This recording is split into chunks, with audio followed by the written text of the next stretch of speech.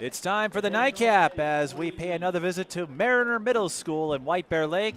Home territory for Ted and I. But for tonight, Centennial will call this home as their field is currently in use. This evening, it's the number 2 seed Centennial Cougars and the number 7 seed Chisago Lakes Area Wildcats in the Section 7 Boys Lacrosse quarterfinal. Mike Beat and Ted LaRue with you. Ted, Centennial, their season defined by streaks. It really was a streaky year. They won the first 4 games, lost 3 in a row, won 5 in a row to end the regular season. And when they win, they tend to win big. I imagine they'll be looking to repeat that performance against Chisago Lakes today. Yeah, in a 2 versus 7 matchup here today. And, we talked about in the girls matchup when, towards the end of Centennial lost a handful of games towards the end of the season, as you mentioned.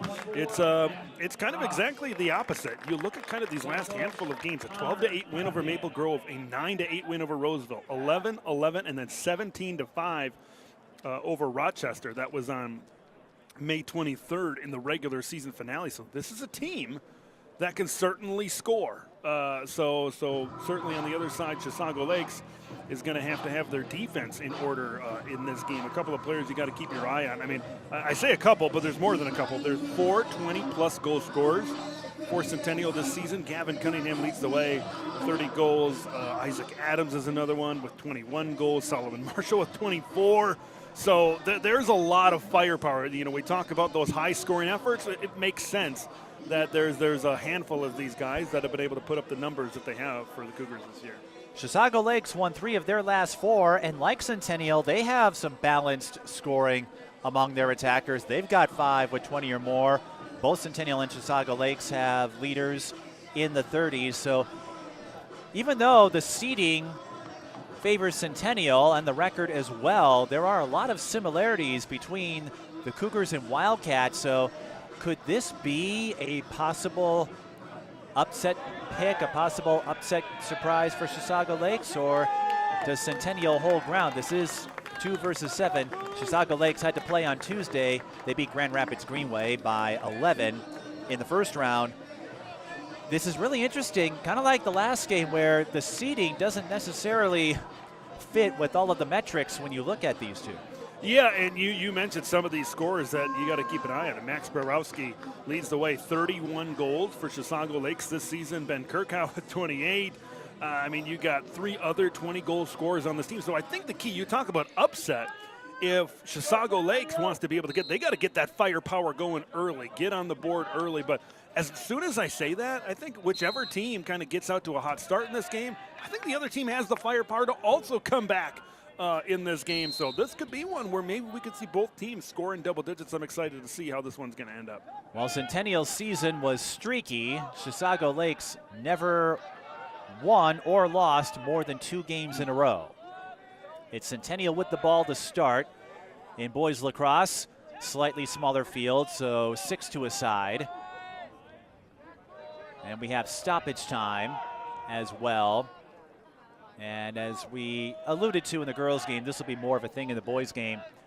There are time limits to get the ball across midfield. Our first shot attempt leads to a save for Chisago Lakes. The goalie, that pass nearly turned disastrous. It's Dominic DeRocker, a .566 save percentage, and Centennial with an early takeaway. Yeah, DeRocker kind of ran into trouble right there, as you said, but he made a really good first save to kind of keep this one 0-0 early. Centennial has controlled the possession so far. And a reminder, if you're new to boys lacrosse or haven't watched in a while, there are 2 time limits when you're bringing the ball up, and that can favor teams who take an aggressive defensive approach, because you have to get the ball across midfield within a certain time, and then you have to get into the attack zone as that pass doesn't quite find its mark, and Chisago Lakes gets another stop. Pretty good defensive effort there by the Wildcats that time. Centennial, a couple of opportunities to get a decent shot on net, but Chisago certainly keeping away a significant chance to get a goal. And Chisago Lakes, you may have seen it on screen. There's an official who does the hand count You have to get it across midfield, and then you have to get it into the attack zone, which is the 30-yard line. Once you get into the attack zone, you can then use the entire half of the field. As coming up from behind was Jake Hazelton, number 18. Shot rolls away. It will stay with Chisago Lakes again for shots on goal. Whoever's closest to the ball maintains possession, and it doesn't have to go in any direction. It just has to be ruled a shot on goal. So it could go behind, along the side. It could go all the way to the White Bear Lake High School campus, the singular one now. They'd be running for a while. They would be running for a while. Centennial, they'll try to run in the other direction. Clayton Claris collecting the save. Centennial, they've used 3 goalies throughout the season. Claris, the most frequent, 5-2 record, .413 save percentage. So another contrast, Ted, between Chisago Lakes and Centennial, where the Cougars have the stronger record, but Chisago Lakes, in terms of save percentage, has the stronger goalie. Yeah, based on what I'm seeing so far in this one, I think this is going to be a pretty competitive matchup. I think both teams have certainly held the ball and certainly done some things with it. But we talked about scoring, and we're a little bit more than 3 minutes gone, and we've yet to see a goal. This has been some pretty good defense from both the Cougars and the Wildcats in this one here today. And in that 5-game win streak for Centennial, they scored 11 or more 4 times. And overall, 7 times this season they reached double digits. So this Cougars team can score in bunches. Chisago Lakes, they've got a good set of scores as well, as we highlighted. And there's an example. That was a cannon of a shot from number 7, Gavin Cunningham. Centennial strikes first. That was absolutely filthy. The speed in which, then the velocity in which that shot came out of his net, and then just the placement where he's kind of starting low and the shot has some lift into it, and just inside that upper L, they go top shelf, as they say in hockey. And you know, in hockey they have those little, sometimes in practice they have those targets in each corner. He certainly hit the target in that top corner in there for the first goal of the game. And when you look at Cunningham, that's goal number 31 on the season, easily the leader in goals for the Cougars this season.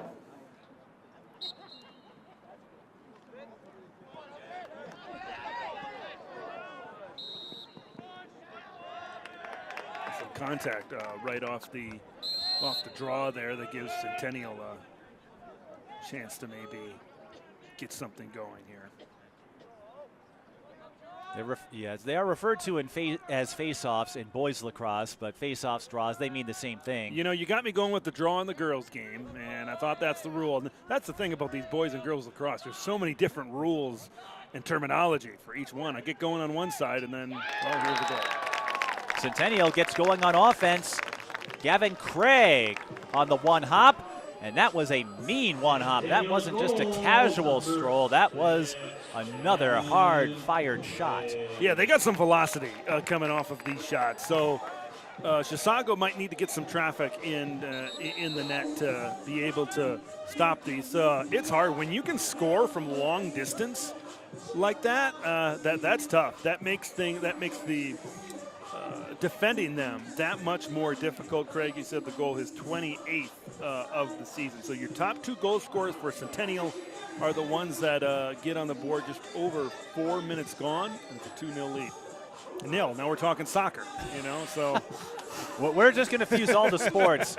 Well, I had my mulligan earlier. I guess you were due for one. 2-0. We got a safety on the board, you know, in football. Hey, football will be here before you know it. As you know, being the owner and operator of Big Ten Ted. Yeah, man, it's gonna be fun. Centennial state champs a few years ago, so that should be. They're certain building their way back up under longtime head coach Mike Diggins. So gonna be fun to see what their squad looks like this season.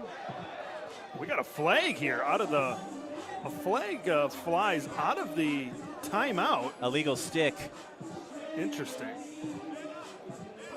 And that is a 2-minute unreleasable penalty This happens sometimes, Tad. I've covered boys lacrosse games. They'll take an early timeout. The officials will do a stick check.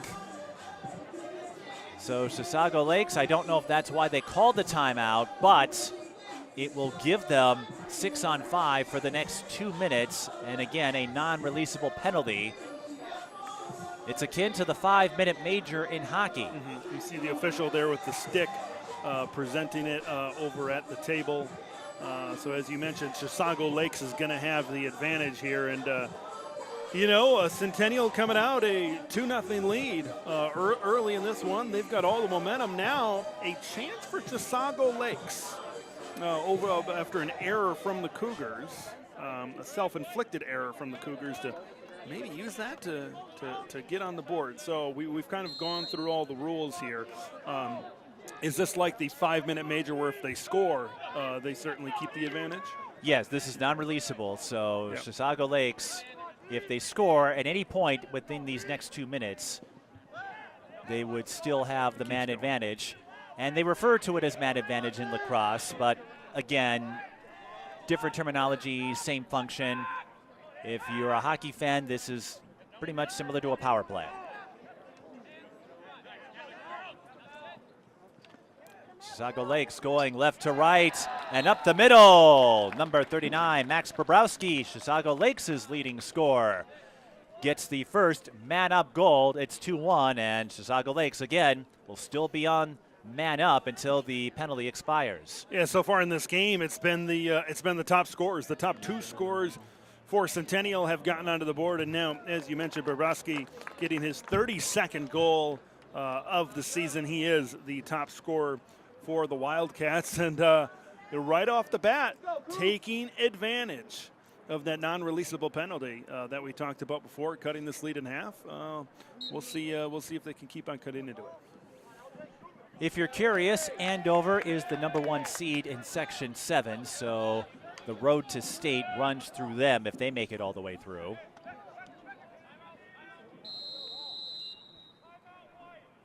Centennial taking a timeout, their first of 2. You get 2 timeouts for each half, and both teams using them early. This is an interesting position for Centennial to be in, Ted, because they're shorthanded, but they won the faceoff, and shorthanded goals are certainly achievable in this sport, but interesting decision to take one, maybe to discuss strategy and figure out, do we kill off the penalty? Do we try for a shorty? Yeah, there was some, you could see maybe from the coaching staff after that penalty was called for the illegal stick, maybe a little bit of a frustration allowing that goal. It's like, now is the time. Okay, let's take a timeout. Let's reset. What do we have to do? What's our strategy? What's our structure? What are we doing to possibly, you talked about getting that shorthanded goal. What do they have to do to be able to do that? Because this is a chance maybe for Chisago Lakes to certainly take back some momentum. 6:58 left in the first quarter. Mike Beaton and Ted LaRue. I can't remember the last time we did a game together, but it's been a minute. Didn't I hopped on the mic for a USA Cup game last summer, if I remember correctly. Do you remember that? That's right, we did. Okay, so it is more recent than I thought, but a high school game, I'd really have to. I'd have to. I think we did a couple for SEC.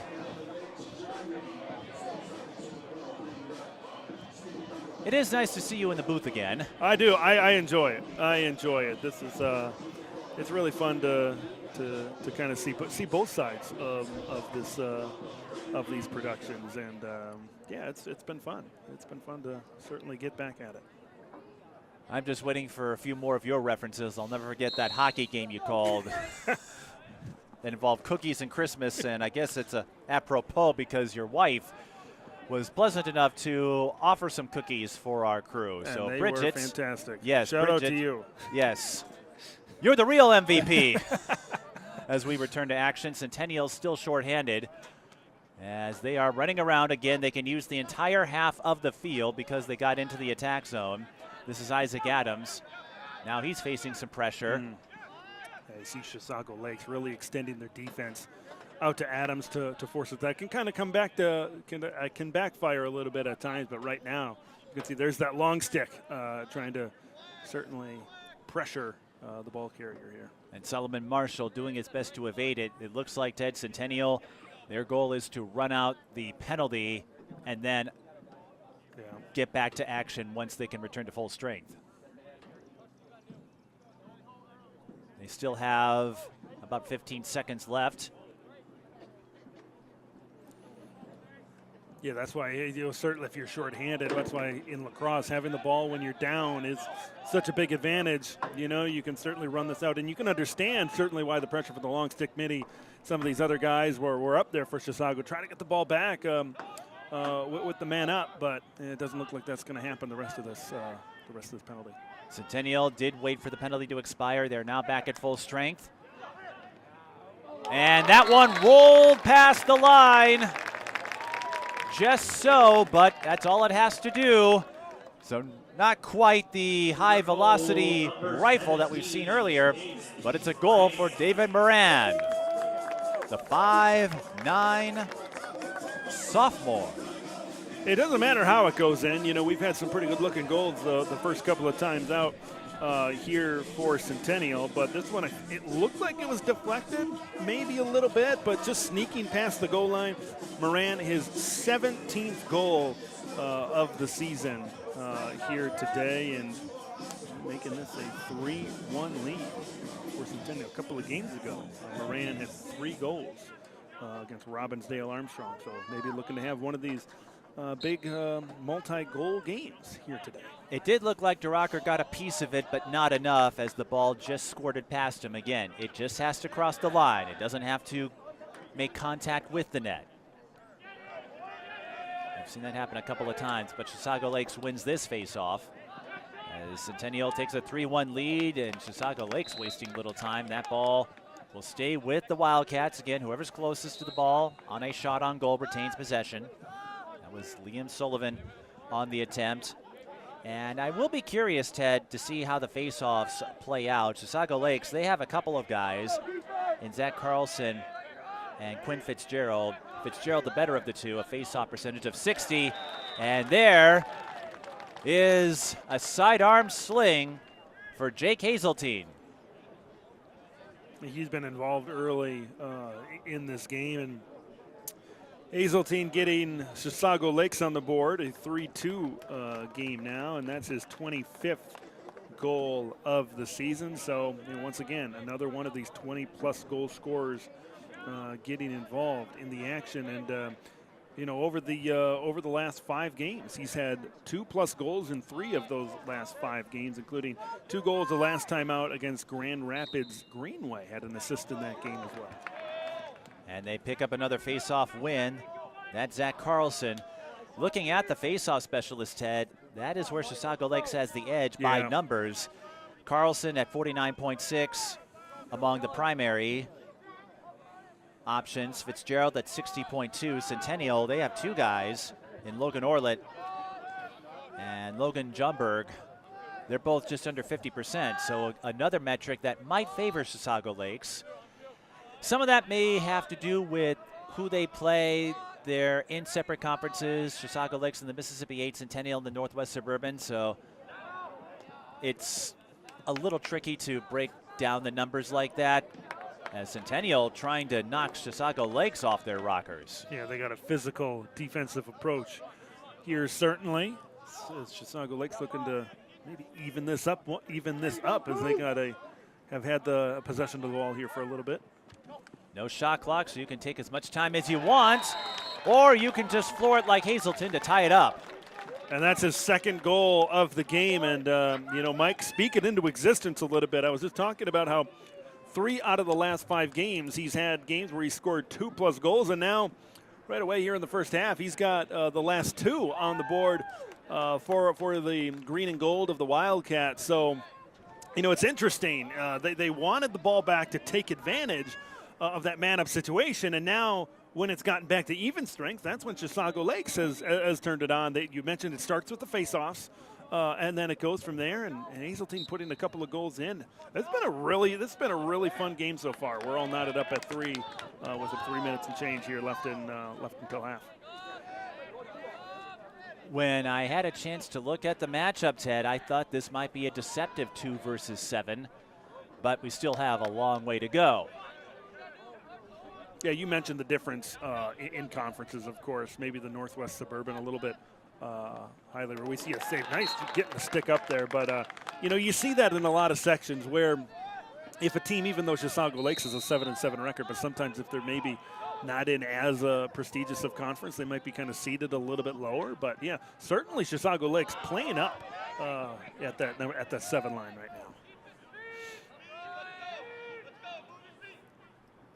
But hanging with the team through one quarter is one thing. Sustaining it through a full 48, that's a challenge. This is about the time, maybe a little bit after the time, when Centennial and the girls match up against Forest Lake really started to turn it on. But this game feels certainly a little bit different than that one. Too early to tell. Centennial trying to high-low, but the pass bobbled, going off the stick of number 19, Casey Bergwald. That's a tough pass to make, kind of going across the field like that. Not saying that one shouldn't have been caught, but that is a little bit tough, kind of on the run to be able to make that. But Chisago Lakes gets possession here.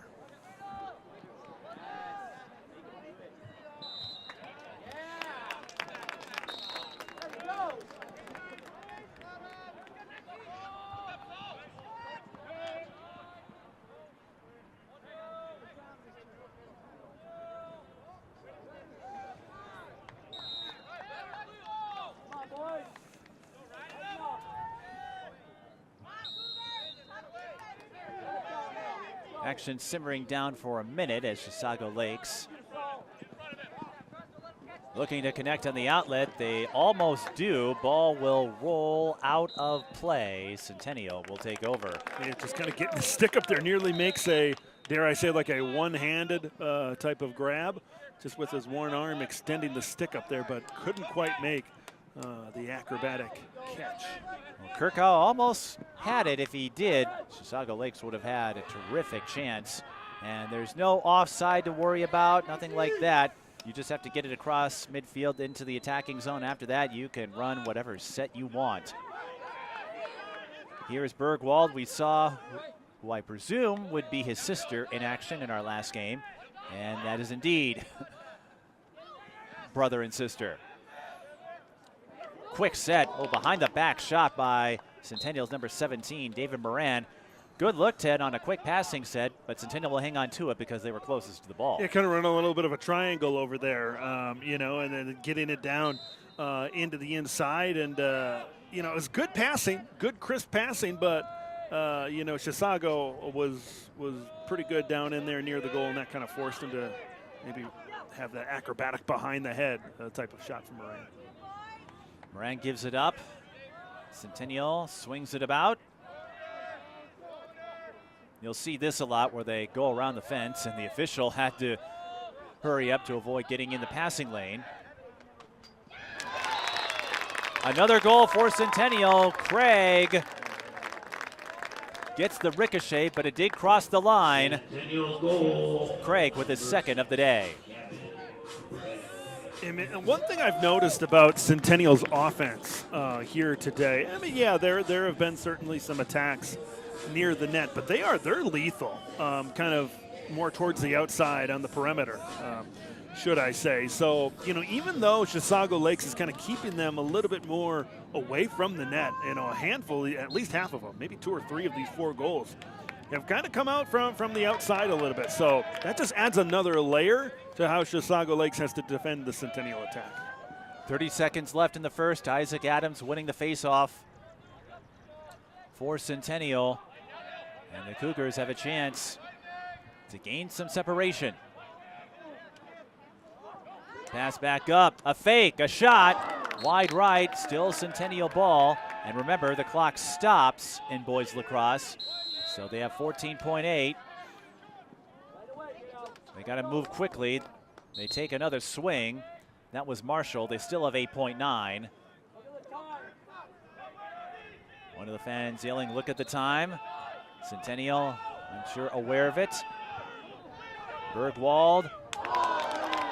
Centennial gets one more. That won't find the mark. That brings us to the end of one. 4-3 the score. Centennial over Chisago Lakes in the Section 7 boys quarterfinal. Number 2 versus number 7 seed on North Metro TV. Last week, Brandon met a girl on a dating app. One day after work, he finally found the courage to ask her out. No answer.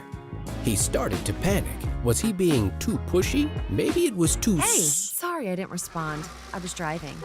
I would love to go on a date. How does tonight sound? Brandon tried to play it cool, but inside he knew. A girl so smart, so responsible. She must be a keeper. Every day, millions of people are connecting. And even though we're overcoming obstacles, watching each other's backs, And banding together. we should still make an effort. We should still make an effort. to get to know each other, on a deeper level. Father, cosplayer, Mentor. Actor. it's time we take a step forward it's time we take a step forward. Come together. and discover How accepting our differences can make us stronger.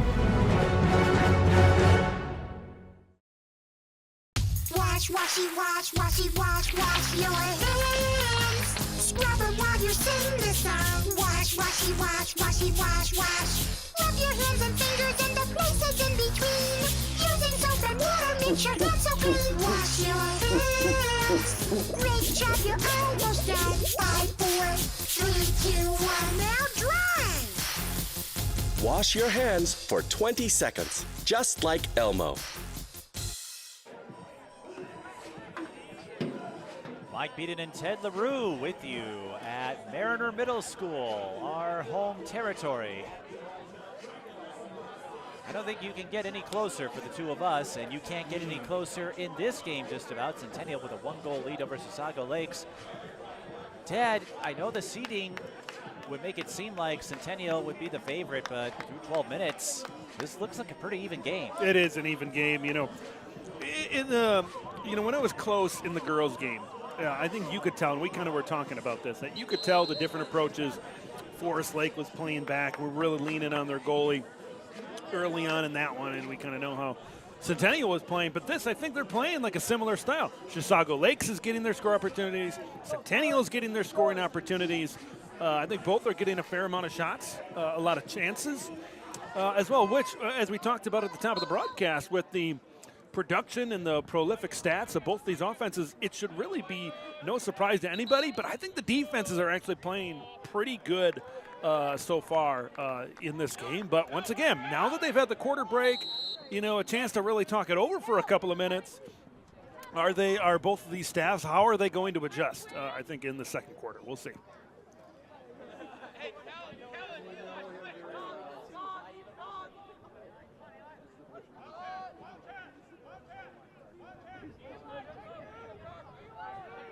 Chisago Lakes doing the dance around the fence, and then they throw it. It goes past midfield, and again in boys lacrosse, that is a midfield violation. Centennial will get the ball. They've got numbers. If they floor it, they may wait for help though, and that's what they'll do. Remember, you get 6 to a side, and once you get into the attack zone, you can go back to the midfield point. You'll hear me say that a lot. Adams hooking up with Moran. Moran hopped it a little too high. But still Centennial ball. From behind. Marshall trying the wraparound, and now Centennial throws it away. So both teams trade midfield violations, if that is the official terminology.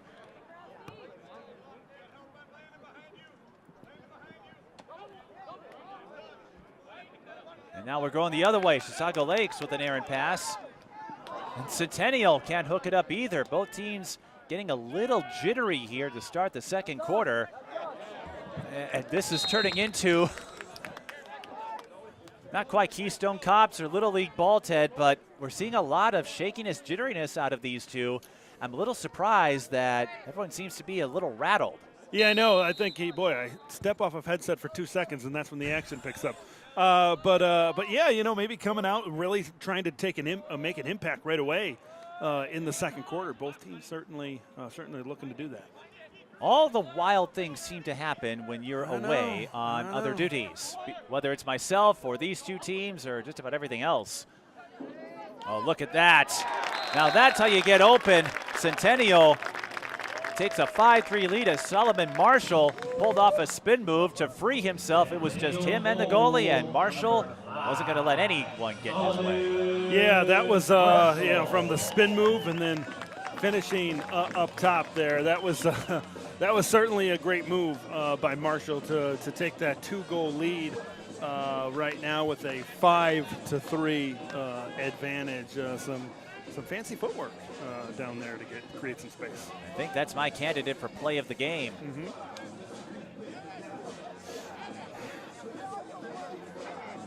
Put that on the spring highlight reel. I know we don't do sports den of the spring, but that would certainly be a highlight, especially if Centennial can find a way to victory. A push on the face-off, and Centennial will get control. But they have to back up, or is it Chisago Lake's ball? No, it's on the Cougars, so the Wildcats will get it. Chisago Lakes, if you're not familiar, they are located in Lindstrom, about an hour north of here. Great drive, scenic drive, beautiful small town. Had to throw, that's been on my mind this whole game, Mike. Had to throw that in there. So if you're looking for a nice drive up in that area, Lindstrom, great place to visit. We do see them from time to time. There's some football crossovers. For example, a lot of multi-sport athletes up in Chisago Lakes, and I've done a couple games in their gym, and you and I, we went up there once for soccer, if I recall. That was the best high school sports setting sunset I've ever seen in my life. I still have a picture of that somewhere. It's certainly a beautiful setting out there, but yeah, I think that was a Stillwater section final. It was. That was in our VAC days. And we're not talking about our days selling vacuum cleaners. Although Ted, I think, would make an excellent salesman selling vacuums. If you say so. If you say so. Or is this the time where you would say, I don't think so, Mike? Centennial taking their time here. You can tell Ted and I have been around a while between the two stations we have collaborated with over the years. Centennial. I'm still learning the rules of this sport, even after all these years, but we're doing our best. You would know a lot more, certainly, than I do. You're doing a great job. And I'm still learning a few things. I know about the basics. We've got a penalty coming up on the Wildcats. Our first man-up opportunity awaits Centennial. But why wait for a man-up when you can just launch another rocket as Gavin Cunningham did?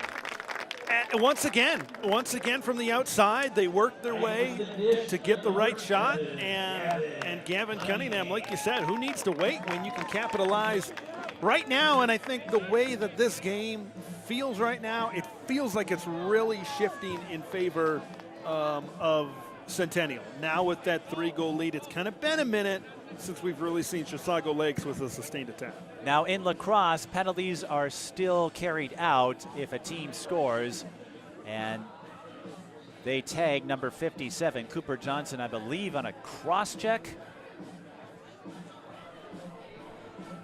Cross-check, which is a 1-minute penalty.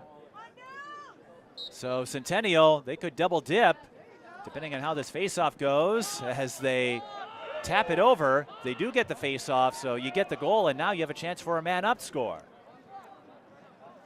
And they were already taking advantage and momentum in this game, and now having that penalty along with the goal, I would just give them a huge leg. We talk about man-up. How about a huge leg up in this game if they can take advantage here? Centennial trying to step up their lead with the man advantage. Another shot, save, rebound, behind the back. What a play!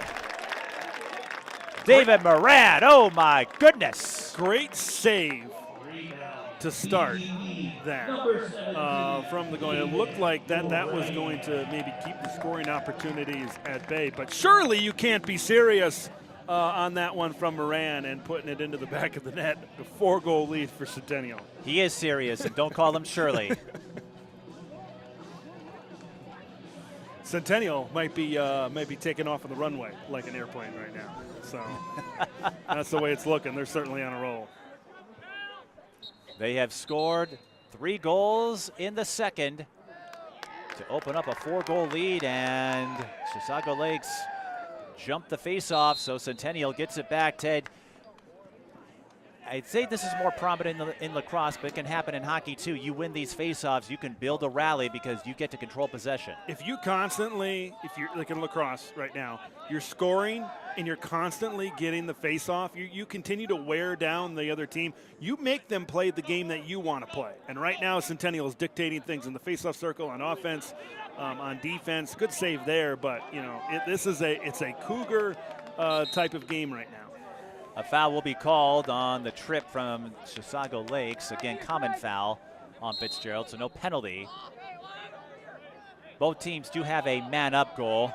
Of course, instinctively, I write PP on my score sheet. Second try from Craig. That ricochets back, this time to a Chisago Lakes player. Craig with a couple of hard-firing rockets again. Centennial steals the roller pass, and the Cougars continue to dominate possession time. Yeah, hockey, they say the ice is slanted, and right now the field is slanted. And I can't even remember the last time Chisago Lakes really had possession of the ball on the other side of the 50 here. It's just been so far tilted in favor of the Cougars, and their momentum just keeps on growing. They lead by 4, hoping to add more. Pass gets away. It's a foot race. Chisago Lakes will get there first, but boxing out allows Centennial to maintain possession. That was Boaz Marshall who pulled the box out move, and I feel like that is an underrated aspect of this game, Ted, where if you look like you're going to lose the foot race, you can still use your body to serve as that wall to keep possession. Yeah, physicality, that lower body leverage, certainly important in those types of situations. So you don't have to reach, you don't have to do anything desperate. Another shot, this one bounces away. And Centennial will hang on to it. The brief rain shower moving out, clouds opening up, but it is a little cooler than it was earlier this afternoon. Yep. A couple of weeks ago, we had some pretty significant temperatures, but it's cooled off in the last week or so here. This is usually the time of year that some of these games can get in the 80-degree type of temperatures, but for some of these baseball, softball, lacrosse type of matchups this last week or so, it's been fairly cool in like the 60s. Gavin Cunningham, I've noticed this, Ted, now 3 or 4 tries. He likes to use that behind the back move, going over the shoulder. You don't see too many attackers with that kind of form, as Chisago Lakes will use their second and final timeout of the first half. Yeah, you don't see it often, but you can tell how talented he is by pulling that out multiple times.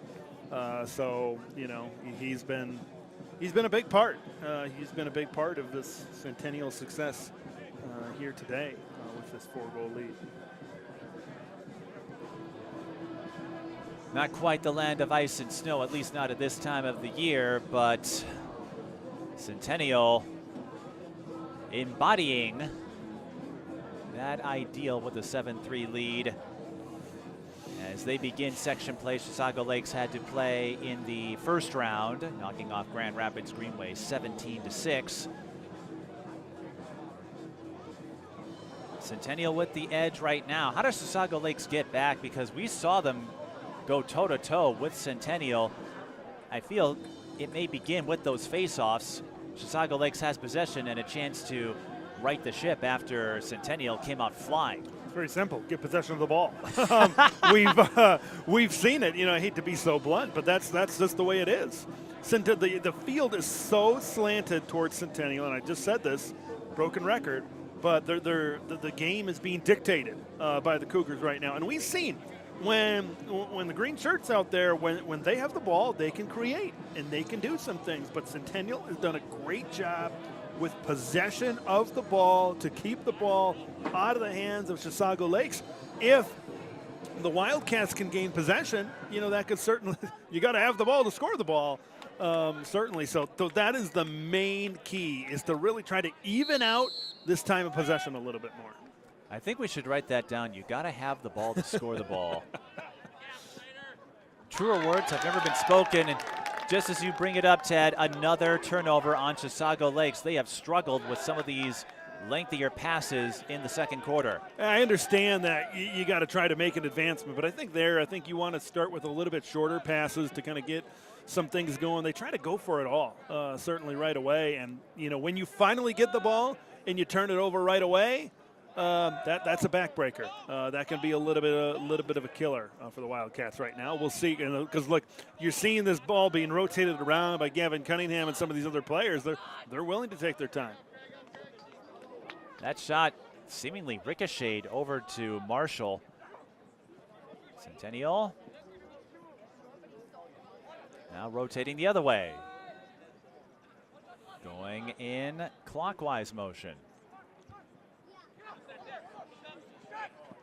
Still going clockwise. Now the shot from deep, netted by DeRocker. Yeah, it's a nice save in there, and right off the turnover, that's exactly what Chisago Lakes needed.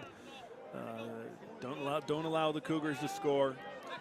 And now, like, this is I think what I expected last time. Some short passes to kind of get some momentum kind of going down the field. And right as I say that, they connect on a longer one.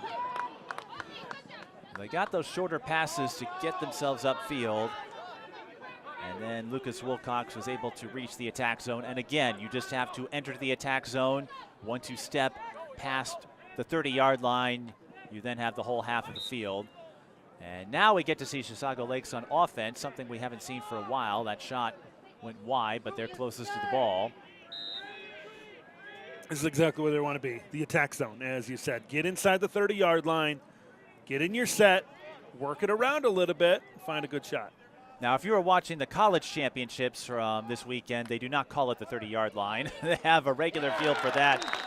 That's a great way to get back on track, Ted. A cutting Jake Hazeltine, picking up the hat trick for the Wildcats. Yeah, he's been really their main source of offense here today. And, when you have the ball, you can score the ball. And we've seen, like we were just talking about that, like we know Chisago Lakes can certainly generate some offense.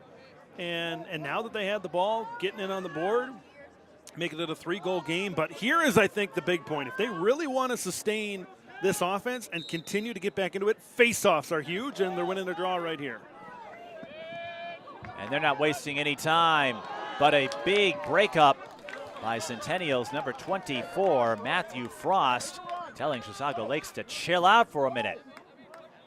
I'll show myself out. That's a winning defensive play. That is what's the cup they play for in the PWHL? The Frost just won. The Walter. The Walter Cup. That's a Walter Cup championship type of play right there for Mr. Frost. I'm sure he's heard every one you can think of. Boy, if we both show ourselves out, who's going to call this game? Maybe Matthew? Well, he's playing. No, Avriel. If Sam were here, she's called lacrosse before. Centennial nearly put one in after Isaac Adams on the recovery. But Centennial hangs on to it. 2.5 left. They do have one timeout left if they wish to use it. They don't carry over between halves. Who's going to win these final last couple of minutes? Chisago Lakes kind of trying to claw their way back into this one, but if Centennial can really extend that lead, having that momentum going into halftime will certainly be big. Another shot from deep. This one gets through. We've seen Craig flex his range on a few occasions, and Craig, the first Centennial player to net himself a hat trick. Centennial back up by 4. I'd be very curious to know the in-depth analytics to see how many of their goals come from like 10 or 15 yards out, because they're so good at creating opportunities with little space.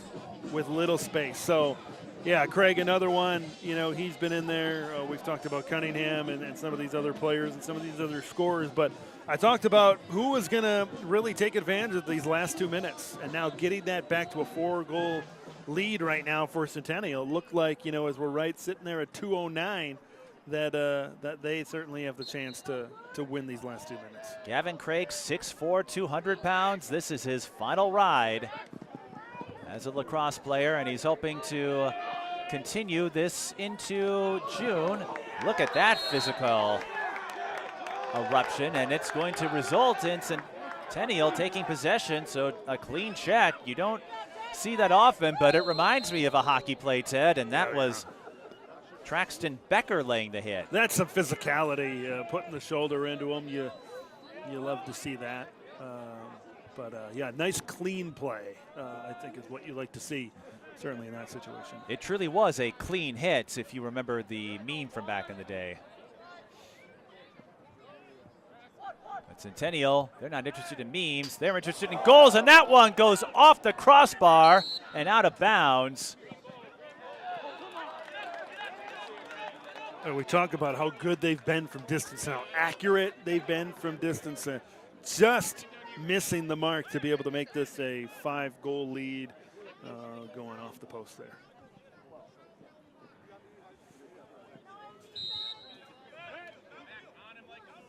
That was close. But Chisago Lakes, they have run into some problems getting it across midfield. Centennial's back line forces another turnover.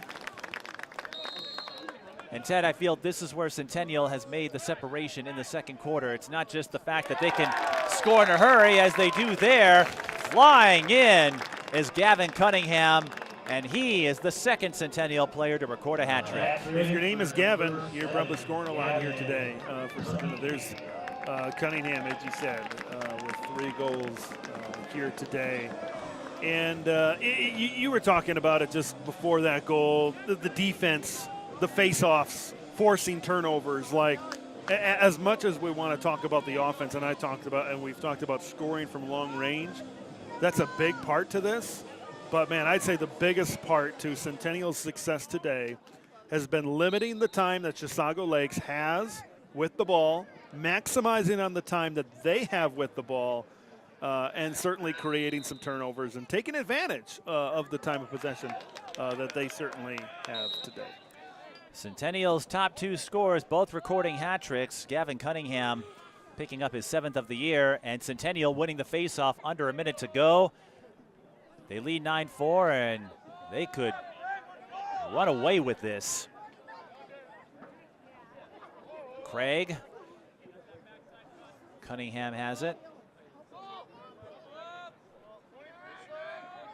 Cunningham has a sock trick as well. That's 6 or more if you're not familiar with the term. Adams along the right side, backing away, 20 seconds. An absolutely fabulous second quarter for Centennial. Errant pass. And Centennial letting it roll out of play. Chisago Lakes has 9.5 on the clock. They'd have to move, get a quick pass, maybe get themselves a chance. They'll get one here.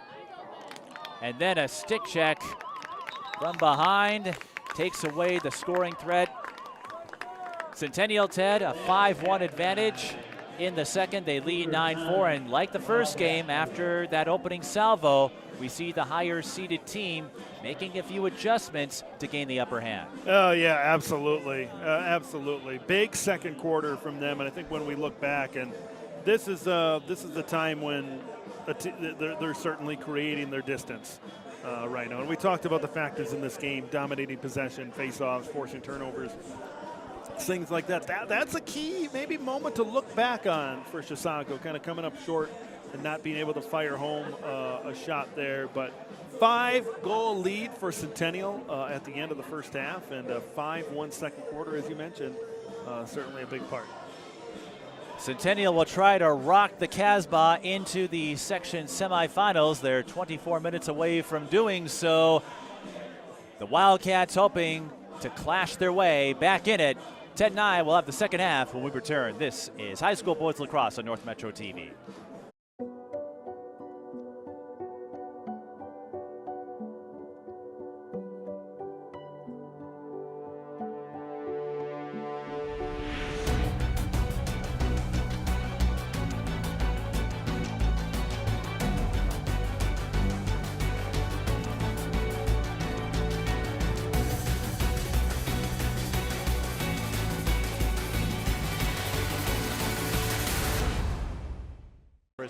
part two. What do you think it is about these adjustments that have allowed these Centennial teams to take over in the second? Well, we are fueled up, and Centennial's on rocket fuel is really what they've been in the second quarter of each of these games here today. I think the big key into this one just has been the field being tilted in their side. You know, just having, we talked about that in the first half, just keeping the ball away from Chisago Lakes, and look at what's happening right away here in the third quarter is they get those faces. The face-offs have just been huge, I think, for Centennial. Once you can kind of get possession and keep possession, you see what you saw, certainly there in the first half. If Centennial advances, they will host the section semifinal as the 2 seed and over the 1 seed. And if you're curious what a rematch would look like, if it is Andover and Centennial, Andover won 9-8 in the regular season meeting. Centennial winning that set on the high-low. Adams to Moran, and Moran, the third player to get a hat trick today for the Cougars. Yeah, it's just all Centennial right now. They're just kind of doing what they want to do, and that's all they're doing right now. So getting out to a big start, you know, controlling the face-off and then getting that goal right away, I think really establishes what they want to do here in the second half. It's a performance that Buddy Holly would appreciate. A little bit of I had the old broadcast delay, the old 3 or 4 second delay. I finally heard the lyrics to the song here in the stadium. So, you got to keep up. You got to keep up when Mike's on the mic here. You know, you got to have your mind going through the 90s, the 80s, the 70s, the 60s. And not to mention Windows 95 users, if Buddy Holly or Weezer fans know what I'm talking about.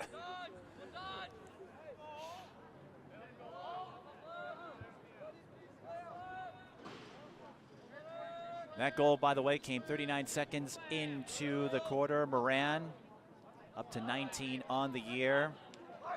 Cunningham and Craig about an even number of hat tricks. Cunningham has 1 more on the season. And Centennial, this has been the formula, Ted, either winning faceoffs or forcing turnovers that give them a short field. Yeah, absolutely. You know, it's the same formula, and it just keeps on working. And if it ain't broke, don't fix it. And oh yeah, there you see some big contact, but it doesn't look like anything was called, so they're going to keep on playing here. No flag, no whistle. We'll keep going. Just like Centennial is. As they set up the fake. Moran got the stick check from behind. Now a battle for the ball ensues. Ultimately retrieved by Casey Bergwald, whose sister was part of the action earlier. That was a little high-low dump. Or it should say, yeah, high-low dump, not a pass, but Gavin Cunningham went high, down low. Centennial not too slow to catch up to the ball, though. Yeah, once again, it's all about keeping possession and really winding that clock with that lead that you have. And extra chances can lead to goals as Gavin Cunningham rips another one through. Bergwald picks up the assist. Gavin Cunningham, his 4th goal today. Yeah, so Gavin had a couple of opportunities there on that offensive possession to really fire off a shot, but there was some good tight defense by Chisago Lakes, but that time he's got enough space between him and the Wildcat defenders. He's able to fire off of a shot, and when you give Gavin Cunningham that kind of opening, he's gonna take advantage 95% of the time. You know, you give him that door, you give him the axe, and he's gonna bust down the door and say, "Here's Gavin," and that's exactly what happened. Wildcats throw it away. They had the face-off and then an errant pass. With stoppage time in boys lacrosse, you can get a rally and get yourself back, but Ted, that was simply, in my view, an unforced error, and the last thing you want when you're trailing by 7. Yeah, we've seen that a couple of times from the guys in green today, where they get the ball, but shortly thereafter, they turn it right back over. And, you know, that just immediately gives the momentum and the confidence right back to the Cougars. The Cougars who have been axe breakers since the second quarter in a highly shining performance.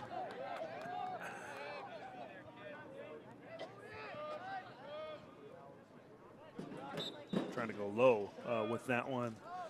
On that shot, we haven't seen that. We've seen it a couple times here today from Centennial, but we haven't seen it a ton. And now, very interesting situation. The sun has been behind the clouds here today, but now kind of at sunset time, it's at one of the ends here of the field, and it might cause some, especially for Centennial here, it might cause some maybe vision and some glaring issues. And that wouldn't be all right for Centennial like it was for the Beatles, as they end up turning it over, but they have a 7-1 advantage over Chisago Lake since the first quarter. And this is where they have thrived.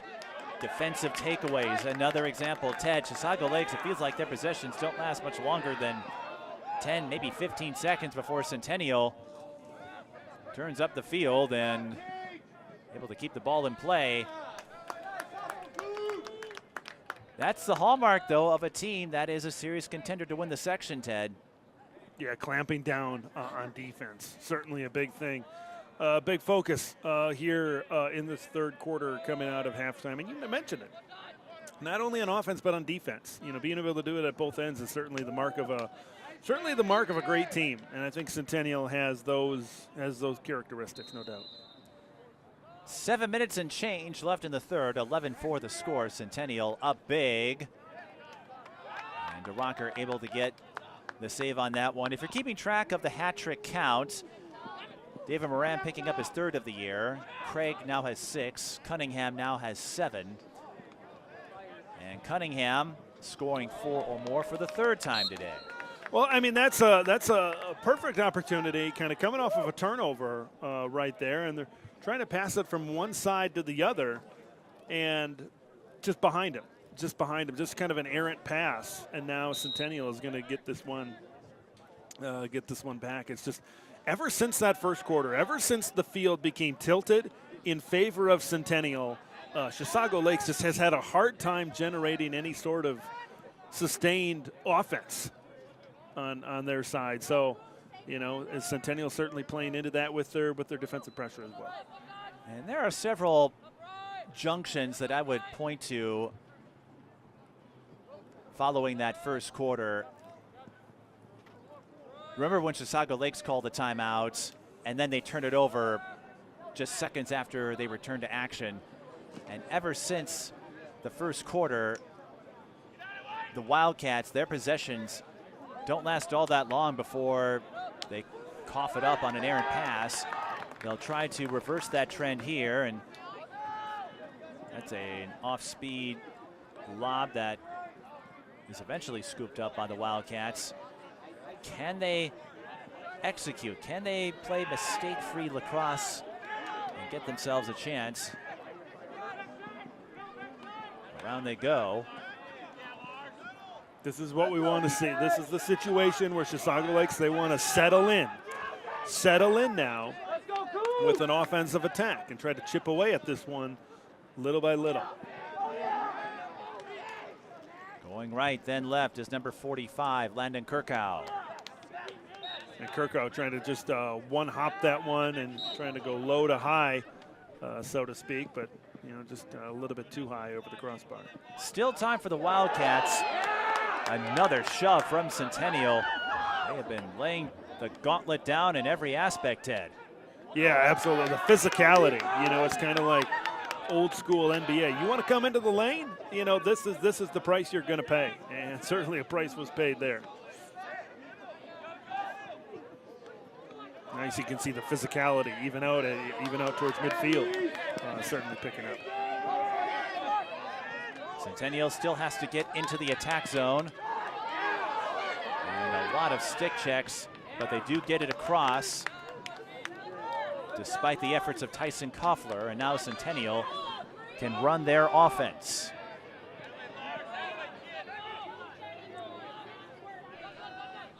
Isaac Adams got it from deep along the right slot. I'm not sure if that one had a hop or a one hop on it, but regardless, Adams connecting from outside. That's just it's a beauty to watch. It's a beauty when you've got a player out there that can really wind up and take a shot like that and really place it perfectly. We've seen that multiple times throughout this game for the Cougars, and Adams finally getting his opportunity to show off his skills. Adams gets on the board. The ball really did go his way. And everything's been going the way here of Centennial today. Yeah, ever since the middle of that second quarter, it's just been a downhill climb. Well, the climbs aren't downhill, but you get the general idea. It's how much momentum they've had. I'd like to see how a downhill climb would work. I mean, you could do it. You could do it. It'd be interesting. Climbing downhill. Climbing down walls is one thing. Climbing down hills. Spider-Man. You got to be Spider-Man or something. I feel like that could be the premise for a new summer show. I don't know, Mike. Words just come out of my mouth and things just happen. Sometimes they don't make sense. We'll call it word salad then. Yeah. Absolutely. 3:50 left in the third. 12-4. Chisago Lakes looking for anything to get back in it. And what has been one of their longer possessions. They lost the ball last time on a high dose of physicality. They really cough it up again.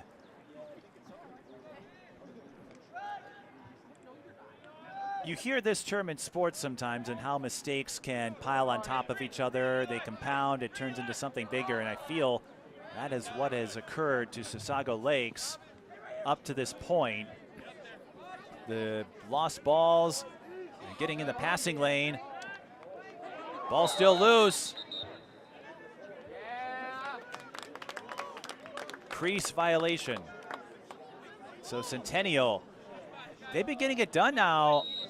We saw them use the body check to get the ball back, and in that case, Ted, it was Traxton Becker who reached out with his stick to get in the passing lane. Centennial coming up with some new ways, but then they cough it up. Ball will roll back to the goalie. I guess I better get my words in a little quicker because things happen, but I was trying to say Centennial's defense mixing things up as Chisago Lakes takes over. Doing it in different ways, pressuring Chisago Lakes. Certainly in different ways. And you were talking about momentum earlier before, and just this kind of slide that's been going on for Chisago. Like if they could really get a couple of consecutive goals, I think that would go a long way to kind of get that back.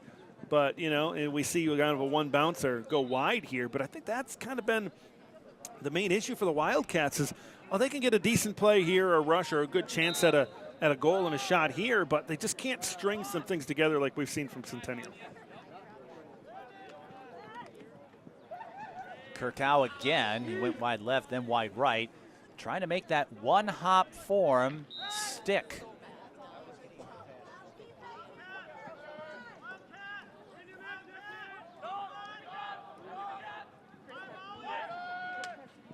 Now the wraparound, that bounces away. It will stay with the Wildcats. 2:04 left in the third. Early round section action in lacrosse. Their semis and finals will be next week. Open net, extra pass. Oh, that was a golden chance for the Wildcats as there was nobody to help out Caden Claris. It doesn't get much closer opportunity. It doesn't get much of a better opportunity than that right there near the goal. And that's kind of just been a microcosm for Chisago Lakes. And they do score finally on the top shelf play by Oliver Bushweiler. His sixth goal of the year. So that's the goal you needed, obviously, for the Wildcats right now. And it's now a 7-goal game at 12-5.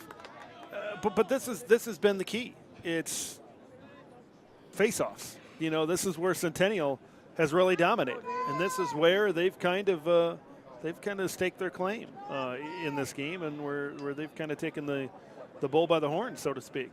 So, Chisago, they need to keep on winning these faceoffs if they want to try to really make this monumental comeback. Centennial picks up that one, and another thing, Ted, on that last possession, no sloppy passes for Chisago Lakes, which enabled them that scoring chance. But getting a goal is one thing. Tilting the face-off game in your favor to sustain a rally, that's another challenge. You talked about at the beginning of the game how, doing something in the first quarter and a half, it's a lot different than doing it for the entire game. And I think you're certainly finding that out right now. Unless you're Gavin Cunningham. One guy who has been good the entire game is Gavin Cunningham, the guy that's wearing 7 for Centennial. 7 snipes again. He's got to be feeling like a lucky 7 right about now. Yeah, absolutely. How many goals has he got? He's got to be approaching 7 a little bit here. Well, he has 5. He's got 5, so he's getting there. He's got 2 to go. He's 1 away from his season high. He came into this game, I think, with 31 on the season. So, maybe by the time this season is over, he could crack 40, depending on how this next game, semifinal matchup, could go for them. Well, Cunningham hoping to make Centennial one of the boys of summer. That was a song they just played a moment ago.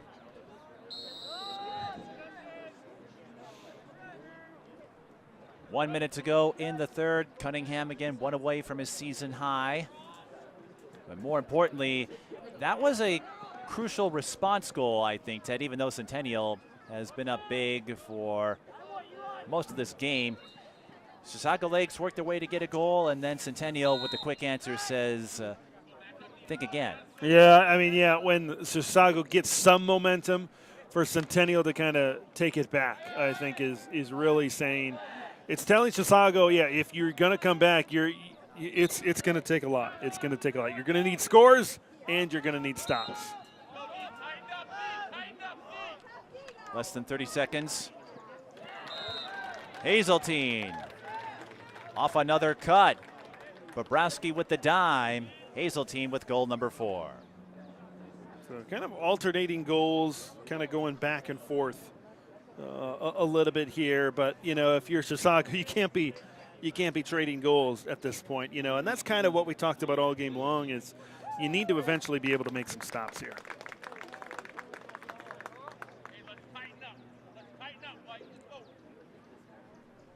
Three-quarters of play almost complete, and a pretty clean game. Just 2 penalties, 1 on Centennial for an illegal stick,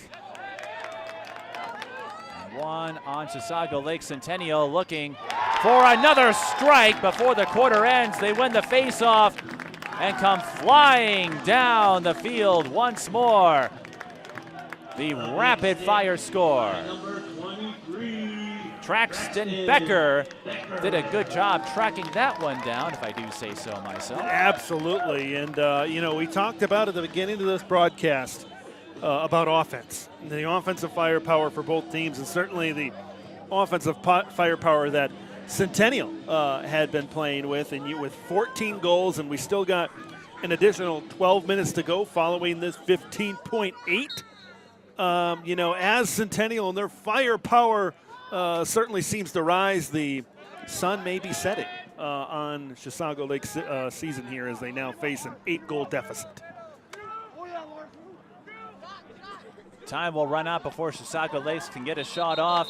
Wildcats get a couple, but Centennial extending their lead. A 5-2 advantage in the third has them 12 minutes away from hosting the section semifinals next week. This is high school boys lacrosse on North Metro TV. Centennial up 14-6. North Metro TV News is your source for local stories. Highlighting the issues in your community, we bring you the news that's closer to home.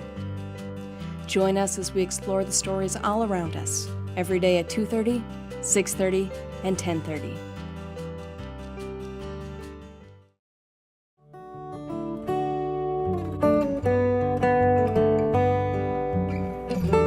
The past comes alive at North Metro TV, where we can help you transfer your old videotapes, films, cassette tapes, record albums, and even photographs and slides to DVD and digital so you can enjoy them again. North Metro TV, bringing the past to life. When times get dark, we can't see the help that's all around us. Let 211 be your guiding light for help with food, healthcare, and other resources. 211, how can I help you? Call 211 or visit 211.org. 211, get connected, get help. There's so many rewards in life. You coming into our home was one of the greatest rewards we could have ever had. You know, it took 20 years, and I got my third child, who was 17 at the time. It's so cool to watch the adult that you've become, and you really have done as much for us as you think we've done for you.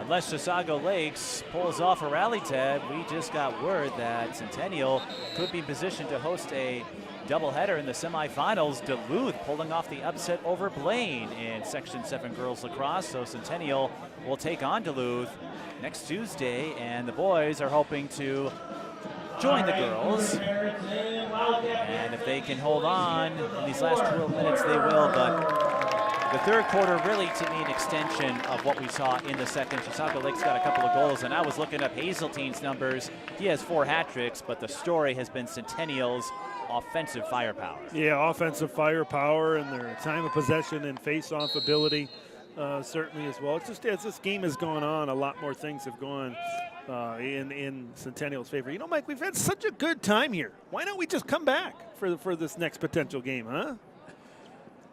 If I can make it work in my schedule. A whole lot of things are going on right now, but I challenge you to have more fun than we've had for these last couple of hours. Well, it would give me a chance at redemption after my little Freudian slip earlier. Centennial will take over after Chisago Lakes turns it over again. And really, if you're Centennial, you're up by 8. You certainly don't want to coast. And then they throw it away. That's the last thing you want, to turn it over with a short field. Delayed shot, now it's a foot race. Chisago Lakes ball. If you're the Wildcats, this is what you got to do, though. You can't fold up, you can't check out. You got to keep scrapping and hope you might go on some big rally.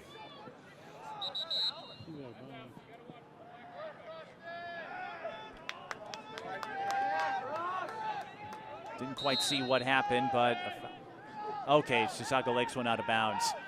It can be tough to tell sometimes with the lacrosse dimensions. They use a smaller field. They have the cones to mark the black line, but admittedly, we can't always see it on first glance. So the Wildcats got the ball back, and Cunningham nearly one-hopped his way to a second sock trick. But what we just saw there, Ted, Centennial had a sloppy sequence. Short field for Chisago Lakes. They turn it over on going out of bounds. Yeah, I know. It's just been, like we've talked about earlier today, it's Chisago Lakes hasn't really been able to string up together multiple consecutive positive sequences throughout the second half.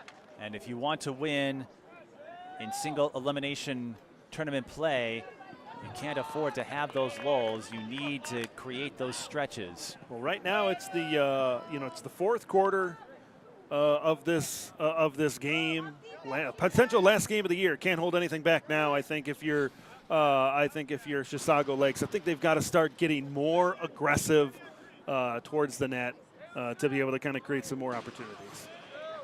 I was wondering if anyone else would use that line. I have brought that up for years whenever I call the final game of a season, and Chisago Lakes, they're not going to hold anything back, or at least do their best not to, as the backdoor play finds number 14, Ben Kirkow from Landon. It's 14-7.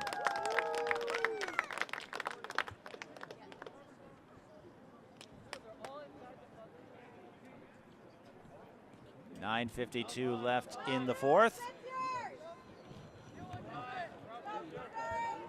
Kirkow, Ben that is, scoring his first, his 29th of the year, but Chisago Lakes, they really need to turn it up. They got to win faceoffs and, more importantly, not give up the ball on ill-advised plays. Everyone's still getting after it. One of the lengthier scrums for a faceoff, and it finally rolls into Centennial's grasp.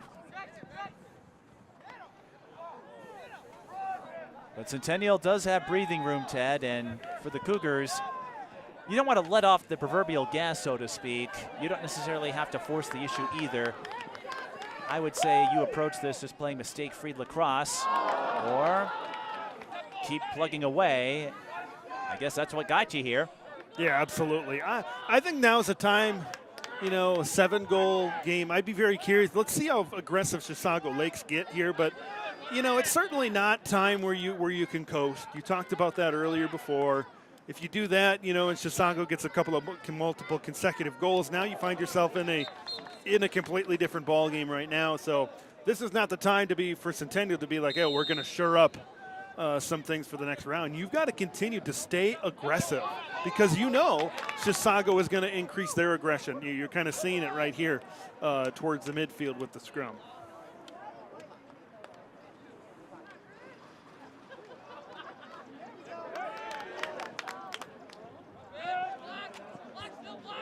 A stiff shoulder of sorts. Number 5, Solomon Marshall. Not quite a stiff arm, but I'd say that's the lacrosse equivalent of it. And flags coming in. That's going to be a penalty on the takedown. Yeah, we talked about Marshall. physicality. That might be a little bit too much physicality maybe back there, but it's not surprising, you know, that they want to be able to get back into that game. And we talked about possession and how important possession has been for Centennial throughout the course of this game. And, you know, Chisago saying, hey, you know, what did we say before? You know, if you got to have the ball to be able to score the ball. And I think that's what the Wildcats are understanding right now. Centennial ends up passing it to midfield. They were going to get the ball back anyway, so if there's nowhere to go, I guess just chuck it to midfield and accept the penalty, which will be on Emmett Hahn. You can't tackle. Wouldn't that be something if you could, though? And I think that's a 1-minute penalty on Hahn for roughing.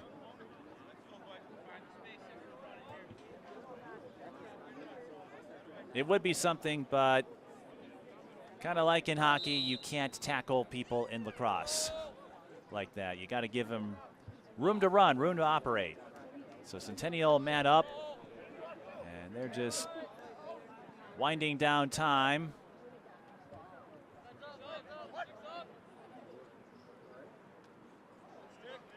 Pass deflected, taken away. And once again, a turnover followed by another turnover. That's a lot of turnovers. More turnovers than a bakery right now. And while Centennial has had a few hiccups that I'm sure they'd like to run back, I'd say the bigger story, Ted, when Centennial gives up the ball, it's not long before they get it back as Cunningham picks up the assist. Solomon Marshall with a laser to score the man-up goal. It's not long before they get it back, and then it's not long before they score. Certainly either.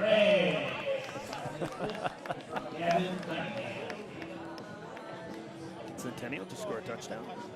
It feels like it if you're Chisago Lakes. It's 15-7. I look at the score.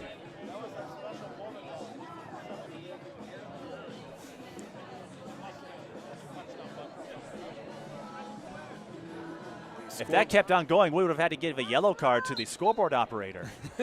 Scoreboard in venue changed from 14-7 to 21-7. So.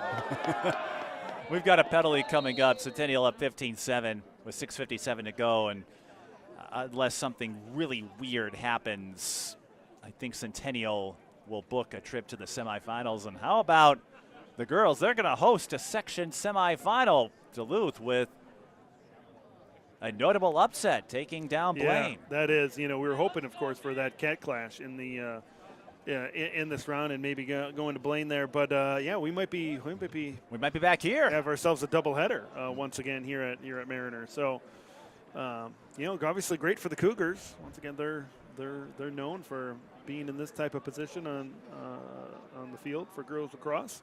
So that's not ultra surprising that both of those teams made it. But of course, the surprise is Blaine going down.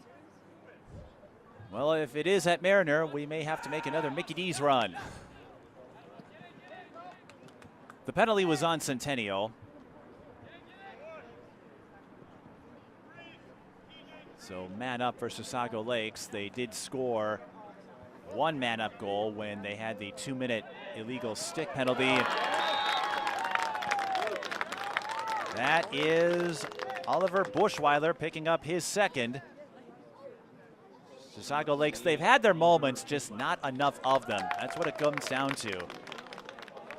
8 goals would win you a few games, but it's the turnovers. The face-offs were a struggle as well in the middle part of this one, but I go back to all the times they'd force a turnover and then give the ball up almost right away. You know, yeah, I mean, you know, forcing a turnover is great, but, you know, if you can't hold on to that turnover, you know, if someone for your birthday gives you an apple turnover and then you just give it right back, I mean, what was the point of getting the apple turnover in the first place? So, you know, you gotta take advantage and kind of bite into that turnover a little bit, you know. Unless cherry is your thing. Yeah. Speaking of turnovers, Centennial giving one up on a short field and crease violation. So a reprieve for the Cougars. Whoever Centennial faces in the next round, again, they're the 2 seed, so they will host regardless. You have to think their coaches are going to be talking to Centennial about cleaning things up, playing more mistake-free ball. They took advantage when they needed to, but there have been some moments that could pose a problem in the semifinals. And Ted, I often say the semifinal round in section play is when things really get interesting. Yeah, it is. That's when certainly the competition starts to heat up. We talked about that on the girls' side. And nice save by Claris. He just kind of looked around and be like, oh, I guess I got the ball in my net. So he was kind of a little bit surprised maybe that he made that save. And then Centennial throws it away again. Losing some of their steam, it probably won't be enough.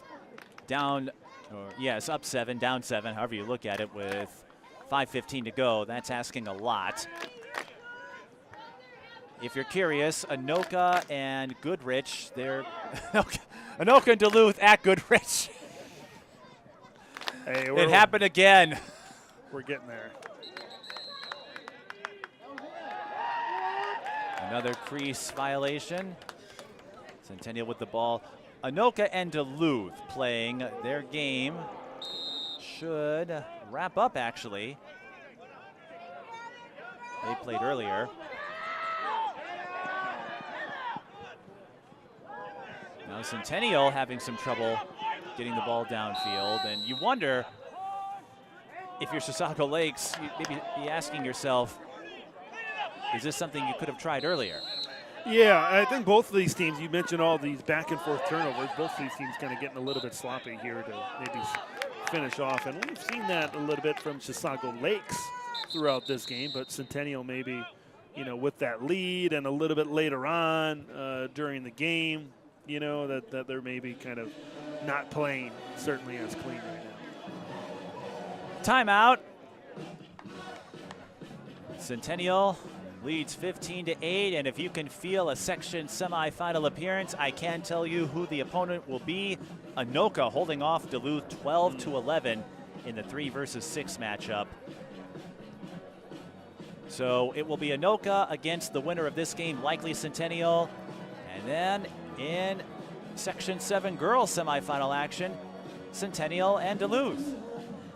So both teams, I believe the Duluth Wolfpack kind of wear more maroon colors. So both maroon, of course, the Anoka Tornadoes. So they both the same color scheme. So if we do the doubleheader, Don't have to change the colors on the graphics, which can save you a step, which is always nice.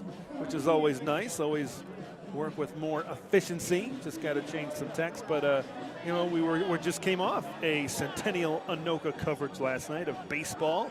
You referenced that, where that game was scoreless for 8 innings until 9 combined runs in the 9th, and over 3-hour broadcast. But Centennial coming up short in that one. But they're going to get another shot, of course, with the double elimination format. But in those 4 or 5 baseball games, a lot of times those are pretty tight. They kind of go either way. But it looks like we're going to see the Cougars and the Tornadoes matching up this time on the lacrosse field for a right to go to the section championship. By the way, that was the longest high school baseball game I have ever covered. Yeah, we've had a couple. We have a couple 3-hour games. We had a 3-hour softball game earlier this year. Although there was a rain delay, I think, in the middle of that. Was there? There was. There wasn't? There was not. There was not. It was okay. raining, but I don't think there was a rain delay. Okay, so it wasn't impacted by weather, and now flags are flying. Going down is Isaac Adams. We've got a slashing call for 1 minute.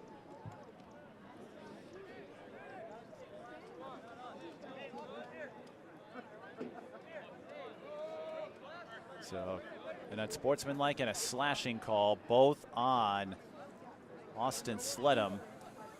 So someone else has to serve the penalty. You can't serve 2 penalties, as we understand it. Or no, if I recall, I think this happened once at a Cretin-Durham Hall game. I think they stack up. Yeah, they do stack up. So it will be an extended man up for Centennial. It's academic. And as far as the outcome is concerned, whistle, Thought I heard it before the shot. crease violation, Yeah. yep. Or an elbow, and either way it doesn't count. First world problem though if you're the Cougars. Yeah, I think in the grand scheme of things, of course, this is not going to affect the outcome of the game. And you know, I remember hearing longtime football coach Chip Kelly once say, "There's no crying on the yacht when you've got when you're having as good of a day, I think, as Centennial does." You know, yeah, you guys certainly got to fix some things, but overall, in the grand scheme of things, you're feeling pretty good about where you're at right now with just over 4 minutes to play. I think overall, you know, there's certainly no tears being shed on the lakes up there in the Centennial area right now. I think this has been a really impressive game by them, both offensively and defensively. No tears shed up there, and you probably won't find any tears shed along White Bear Lake, which is about 1.5 miles north of here. I can't imagine why you would. Considering neither of these teams go to White Bear Lake. Well, you know, this is the temporary home now for this Cougars team. So we've got the White Bear Lake Cougars kind of they're loving I think they're loving their new home, and they're going to get another shot, as we mentioned before. They're going to get another shot to kind of come into these friendly confines and have a little bit more fun.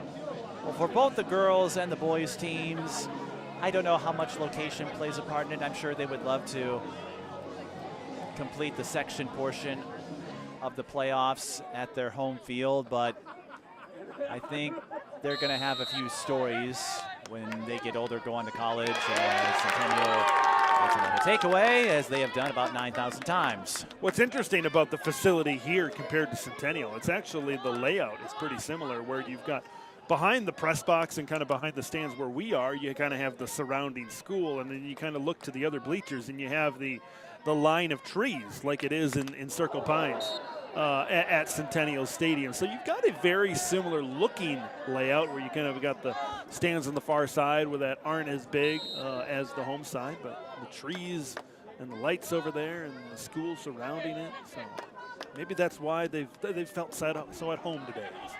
Everything looks familiar. And just beyond that canopy lies County Road E. On the way to Matamita. If you're going east, that would be the case. But it does speak to the camaraderie that exists. You often see other high schools when option A isn't available, others will step up and say, hey, come over here, we'll give you our field for a day or two. That one kind of skipped at a couple of hops and a chance to maybe get into the net for the 16th goal of this game. You know, top of the broadcast, we were talking about how both teams could get into double digits, and right now, of course, if you average the scores, it would be double digits, but Centennial is certainly trying to heighten that average with a goal there. It's the fourth straight game they've scored 11 or more. Number 5, Solomon Marshall. And Solomon Marshall now joins the hat trick party.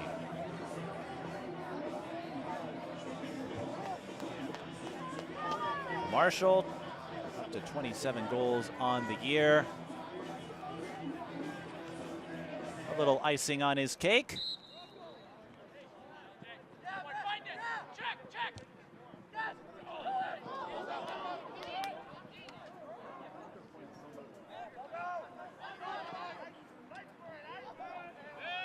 Centennial taking another face-off, and Ted, Chisago Lakes, they made it a battle for a quarter, but as we were saying before, Centennial taking too long, couldn't get into the attack zone, but that's a turnover they can live with now. Centennial making the reads going into the second.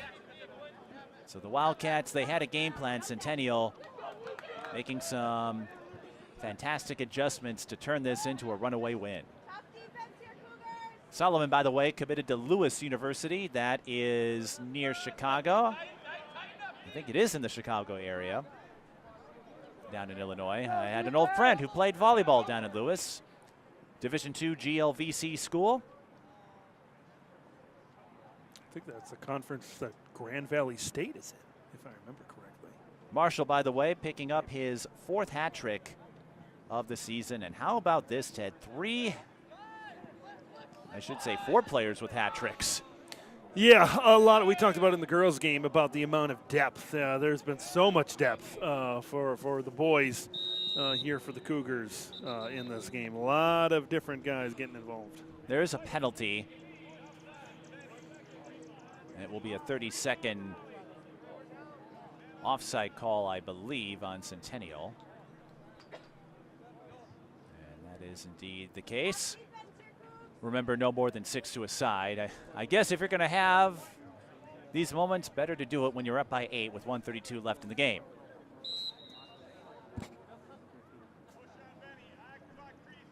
So Centennial and Anoka will battle in the Section 7 boys semifinal. Centennial in Duluth in the girls semifinal. No cat clash, but the Cougars